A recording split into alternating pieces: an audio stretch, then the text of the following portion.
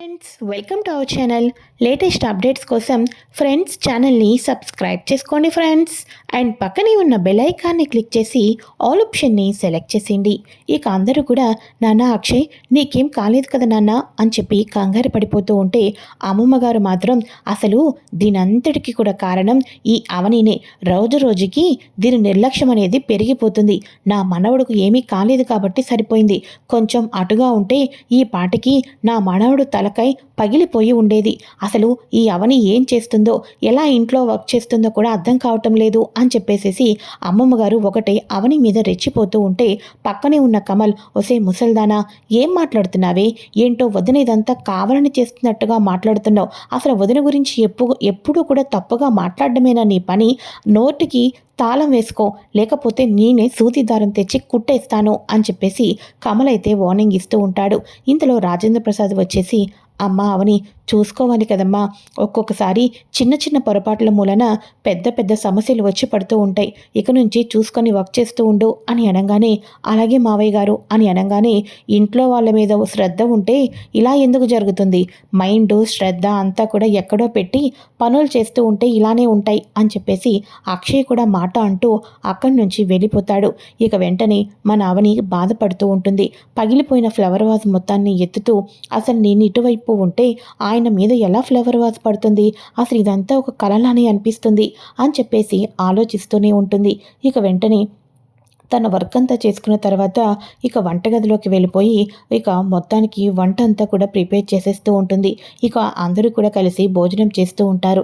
ఇలా అందరూ కూడా కలిసి భోజనం చేస్తూ ఉన్నప్పుడు, ఏంటో ఈ ఇంట్లో ఈ మధ్య అసలు ఏం జరుగుతుందో అర్థం కావటం లేదు మావయ్య గారు అని అనగానే, అవును నాకు అలాగే అనిపిస్తుంది అని రాజేంద్ర ప్రసాద్ అనగానే, అవునండి నిన్న కాక మొన్న పల్లవికి అబాషన్ దాకా వచ్చింది. ఇంటికి వారసుడు వస్తున్నాడు అనుకుంటే అబాషన్ మాట వినాల్సి వచ్చింది. ఆ తర్వాత కొంచెంలో మన అక్షయ్కి పెద్ద ప్రమాదమే తప్పింది. నాకెందుకనో ఈ ఇంటికి ఏదో పట్టిందనిపిస్తుందండి. మనం ఏ స్వామీజీనైనా కలిసి ఏదైనా పూజ చేయించుకుంటే బాగుంటుందేమో అనిపిస్తుంది అని అనగానే, అలాగే రేపు ఉదయాన్నే నేను స్వామీజీని పిలుస్తాను, ఆయన చెప్పిన ప్రకారం ఏదైనా పూజా కార్యక్రమాలు చేపిద్దాం అని అనగానే, అలానే అని చెప్పేసేసి అందరూ అనుకుంటూ ఉంటారు. ఇక మార్నింగ్ అవుతుంది. మార్నింగ్ అవ్వగానే నిజంగానే ఇంటికి స్వామీజీ అయితే వచ్చేస్తారు. స్వామీజీ రావడంతో అందరూ దగ్గరుండి స్వామీజీని లోపలికైతే ఆహ్వానిస్తారు. ఒకరికొకరిగా వచ్చి పరిచయం చేసుకుంటూ స్వామీజీ ఆశీర్వాదం తీసుకుంటూ ఉంటే చివరాఖరుకు పల్లవి అయితే వస్తుంది. ఇంతలో కమల్, ఏంటి పల్లవి ఇంత లేట్ అయిపోయింది, రా రా రా రా స్వామీజీ ఆశీర్వాదం తీసుకో అని అనగానే ఒక్కసారిగా స్వామీజీ తన బ్లెస్సింగ్స్ ఇచ్చే ముందు, ఈ ఇంటిని విడదీయాలని చెప్పేసేసి ఈ ఇంటి మీద కన్ను పడింది అని చెప్పేసి కరెక్ట్గా పల్లవి ఆశీర్వాదం తీసుకున్నప్పుడే చెప్పడంతో పల్లవి ఒక్కసారిగా షాక్ అయిపోతుంది. ఇక వెంటనే, స్వామి ఏం మాట్లాడుతున్నారు అని అనగానే, అవును ఈ ఇంటికి గ్రహణం పట్టబోతుంది, ఈ ఇంటిలో ఆనందాన్ని, సంతోషాన్ని, బంధాన్ని, బంధుత్వాన్ని విడదీయాలి అని అనుకుంటున్నారు అని అనగానే, నాకు తెలుసు, నాకు ఈ విషయాలన్నీ ముందే తెలుసు, కానీ నేను చెప్తుంటే ఎవ్వరూ వినటం లేదు అని అనగానే, ఒసి ముసల్దానా స్వామీజీ ఉన్నాడని సైలెంట్గా ఉన్నాను, మధ్యలో నువ్వెందుకు ఇన్వాల్వ్మెంట్ అవుతున్నావు అని చెప్పేసి మళ్ళీ అమ్మమ్మనైతే ఇక మన కమలైతే తిడుతూ ఉంటారు. స్వామి అది ఎవరు స్వామి అని అనగానే, అది బయట వాళ్ళ ఇంట్లో వాళ్ళ అవన్నీ కూడా మీకు తెలియకపోవడమే మంచిది.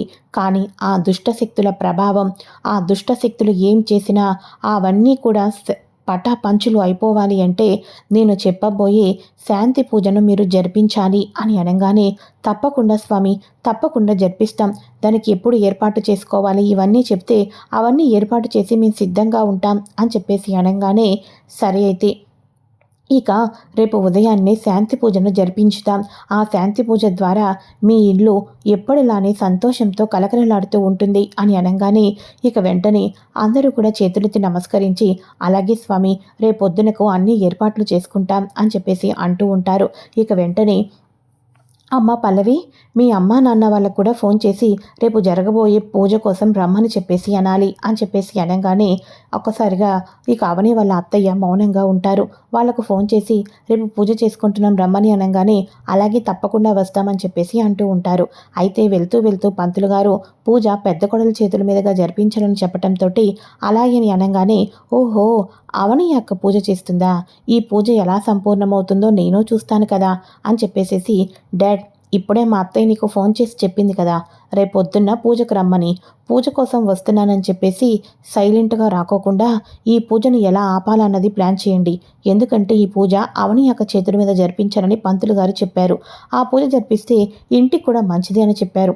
ఈ పూజ ఎట్టి పరిస్థితుల్లోనూ జరగకూడదు. పూజ మొత్తం అవని యొక్క మూలానే ఆగిపోయింది అని చెప్పేసేసి మనమందరం కూడా అందరూ అనుకునేటట్టు చేయాలి అని అనగానే, ఆ అవని పూజ సమయానికి మనం ఏం చేస్తే బయటకు వెళ్తుందో, పూజ ఎలా అయితే మధ్యలోనే ఆగిపోతుందో అవన్నీ నాకు తెలుసమ్మా. కాబట్టి అవని పూజ చేయకోకుండా చూసుకునే బాధ్యత నాది. నువ్వు సంతోషంగా ఫ్రీగా ఉండు అని చెప్పేసి చక్రధర్ అయితే అంటూ ఉంటారు.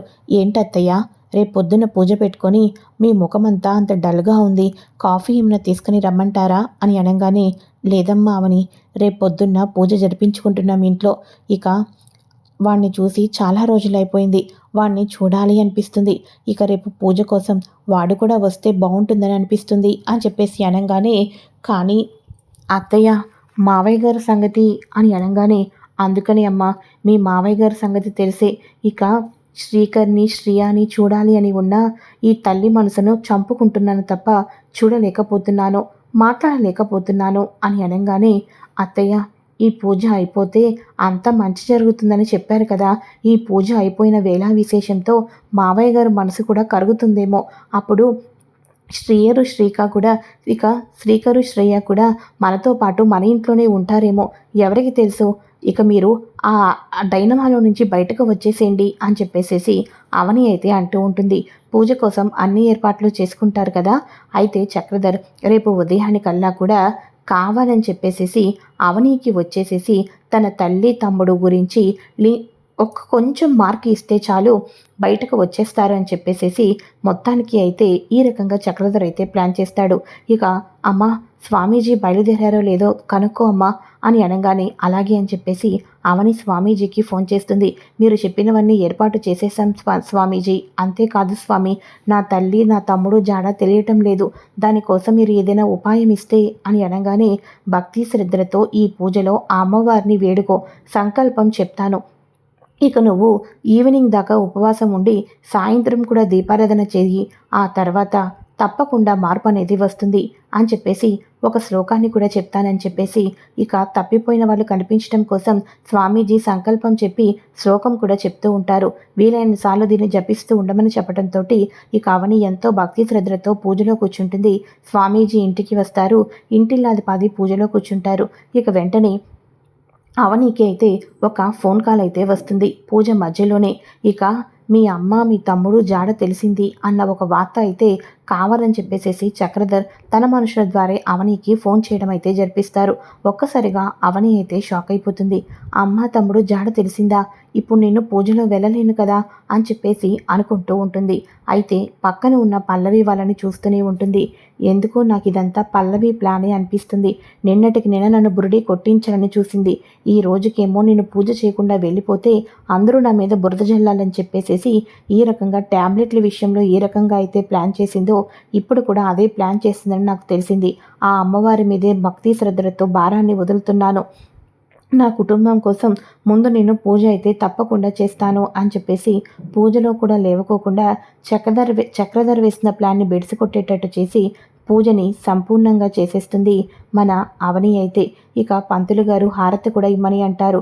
చిన్న చిన్న ప్లాన్లు వేస్తుంది కానీ అంతా కూడా పల్లవివన్నీ బెడిసి కొడుతూ ఉంటాయి. అందరూ కూడా హారతి అయితే తీసుకుంటూ ఉంటారు. హారతిని అందరూ కళ్ళకద్దుకుంటూ ఉంటారు. శుభం, ఈ పూజను ఎటువంటి ఆటంకం లేకుండా దిగ్విజయంగా పూర్తి చేశామమ్మా. నీ కుటుంబం మీద ఇక ఎటువంటి కన్ను పడినా వాటన్నిటి కూడా పటాపంచులు అయిపోతాయి తప్ప మీ దాకా ఏమీ కూడా రాలేవు అని చెప్పేసి స్వామీజీ అయితే అంటూ ఉంటారు. అయితే ఇంత కోపంతో ఉన్న చక్రధర్ ఇంతకాలం వాడిని లేపేమంటే సమయం రావాలి కాబట్టి లేపకుండా ఉన్నాము. ఇప్పుడు ఆ ప్లేస్లోంచి కాకుండా వేరే ప్లేస్కి షిఫ్ట్ చేసేసేయండి అని చెప్పేసి అనగానే, సరే సార్ అని అంటూ ఉంటారు. రౌడీలు మీనాక్షిని అలానే ఇక మన భరత్ని వేరే ప్లేస్కి చక్రధర్ షిఫ్ట్ చేసేయండి, ఒకే ప్లేస్లో అంతసేపు కూడా అంతకాలం కూడా ఉంచితే మంచిది కాదు అని చెప్పడంతో అలానే అని చెప్పేసేసి మొత్తానికి అయితే వాళ్ళని ప్లేస్ని షిఫ్ట్ చేస్తూ ఉంటారా. ఇలా ప్లేస్ని షిఫ్ట్ చేస్తున్నప్పుడే భరత్కి అయితే మెలకు అయితే వస్తుంది. ఇక వెంటనే భరత్కి మెలకు వచ్చినప్పటికీ కూడా తనని వేరే ప్రాంతానికి తీసుకుని వెళ్తున్నారని తెలుసుకొని సైలెంట్గా కళ్ళు తిరిగి పడిపోయినట్టుగానే నటిస్తూ అలానే ఉండిపోతూ ఉంటాడు. ఇక వీళ్ళిద్దరినీ కూడా వేరే ప్లేస్కి షిఫ్ట్ చేస్తూ ఉన్నప్పుడు ఇక భరత్ వచ్చేసేసి కావాలని ఎటువంటి స్పృహ లేనట్టు ఉంటాడు కదా. ఇక వెంటనే మెల్లమెల్లగా తన చేతుల తాళ్ళు కూడా లూజ్ చేసుకుంటాడు. ఇక వెంటనే వీళ్ళిద్దరినీ కారులో తీసుకొని వెళ్తూ ఉండగా ఇక వెంటనే భరత్ వాళ్ళ దగ్గర నుంచి తప్పించుకొని వచ్చేసేసి తన తల్లిని కూడా తనతో పాటు తీసుకొని వెళ్ళి చెట్టు చాటునైతే దాక్కుంటాడు. ఇక భరత్ మీనాక్షి ఇద్దరూ కూడా కనిపించకపోవడంతో రౌడీలు మొత్తం వెతుకుతూ ఉంటారు. కానీ భరత్ ఎంతో దూరం వెళ్ళిపోడు, అక్కడే ఉంటాడు. ఇక అక్కడే ఉండటంతో మొత్తానికి లిఫ్ట్ అని అడిగేసేసి ఇక చాలా దూరం అయితే వచ్చేస్తారు. అమ్మా కళ్ళు తెరవమ్మా అని అనగానే మీనాక్షికి మెల్లమెల్లగా కళ్ళు అయితే తెరుస్తూ ఉంటుంది. ఇప్పుడు అర్జెంటుగా అమ్మని హాస్పిటల్కి తీసుకుని వెళ్ళాలి అని చెప్పేసేసి వాళ్ళు లిఫ్ట్ ఇచ్చిన వాళ్ళు ఇక్కడ దింపేయటంతో ఇక వాళ్ళ అమ్మని హాస్పిటల్కి తీసుకుని వెళ్ళటం కోసం అమ్మ కొంచెం ఓపిక తెచ్చుకో అమ్మ, దగ్గరికి వచ్చేసాం, వెళ్ళిపోతున్నామమ్మా అని చెప్పేసి భరత్ అయితే అంటూ ఉంటాడు. ఈ లోపల భరత్కి మళ్ళీ రౌడీలు అయితే వెంబడిస్తారు. రౌడీలు భరత్ని చూసేయటంతో అమ్మో ఇప్పుడు వాళ్ళకు నేను తెలిసిపోతున్నాను, మళ్ళీ వాళ్ళు నా ఎంట పడుతున్నారు, ఎట్టి పరిస్థితుల్లోని ఇప్పుడు హాస్పిటల్కి వెళ్ళకూడదు అని షార్ట్కట్లో తన తల్లిని తీసుకొని తిన్నగా మన అవని ఇంటికైతే వెళ్తాడు. ఇక అందరూ పూజ సంపూర్ణం చేసిన తర్వాత ఆ ఇంట్లో చక్రధర్ తన భార్య అందరూ అక్కడే ఉంటారు. అందరూ హాల్లో కూర్చొని పూజ గురించి మాట్లాడుకుంటూ ఉండగా భరత్ అక్క అక్క అని చెప్పేసేసి అనగానే ఇక వెంటనే అవని తమ్ముడు భరత్ అని చెప్పేసి అంటూ ఉంటుంది. భరత్ అమ్మేది అని చెప్పేసి అనగానే ఒక్కసారిగా తన తల్లిని అయితే చూపిస్తాడు. అమ్మా అని అనగానే అక్క మమ్మల్ని రౌడీలు తరుముతున్నారక్క, అందుకోసమే ఎటు వెళ్ళాలో తెలియక ఇటువైపు వచ్చాను అని చెప్పేసి అనగానే ముందు మీరు లోపలికి రండి అని చెప్పేసి లోపలికైతే తీసుకుని వెళ్తుంది. ఇంతలో రామ్మూర్తి అమ్మ అవని ఎవరు వీళ్ళు అని అనగానే మావయ్య గారు ఇంతకాలం నేను అనాథని అనుకున్నాను కదా, కానీ నేను అనాథని కాదు మావయ్య గారు, నాకు ఒక అమ్మ తమ్ముడు ఉన్నారు అని నాకు ఈ మధ్యనే తెలిసింది.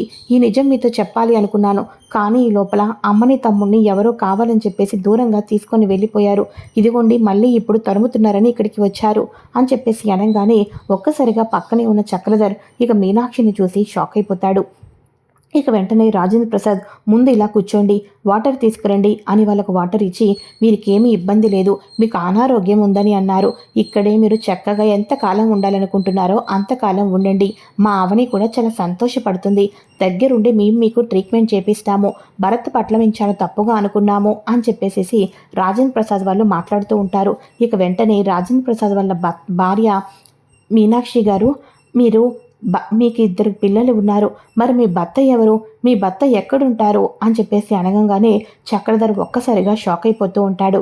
ఇక వెంటనే చక్రధర్ అలా షాక్ అయిపోతూ ఉండగా నా భర్త ఇతనే, నన్ను మోసం చేసి ఇద్దరు పిల్లల్ని కన్న తర్వాత నా నుంచి దూరంగా వదిలేసేసి మరో ఆవిడ్ని పెళ్లి చేసుకోవడానికి నన్ను వదిలించుకున్నాడు అనే నిజాన్ని చక్రధర్ వైపు వేలు చూపించి నిజాలన్నీ కూడా కుండ బద్దలు కొట్టేటట్టు చెప్పేస్తుంది మీనాక్షి. ఒక్కసారిగా చక్రధర్ అయితే షాక్ అయిపోతాడు.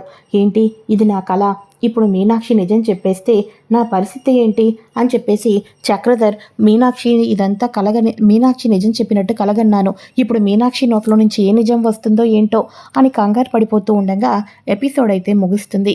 ఇది ఫ్రెండ్స్ లేటెస్ట్ ఎపిసోడ్. మరి నెక్స్ట్ ఏం జరగబోతుందో కూడా ముందుగా తెలుసుకోవాలి అనుకుంటే ఛానల్ని సబ్స్క్రైబ్ చేసుకుని పక్కనే ఉన్న బెల్ ఐకాన్ని క్లిక్ చేసి ఆల్ ఆప్షన్ని సెలెక్ట్ చేసేయండి. Thanks for watching friends. Bye friends, welcome to our channel.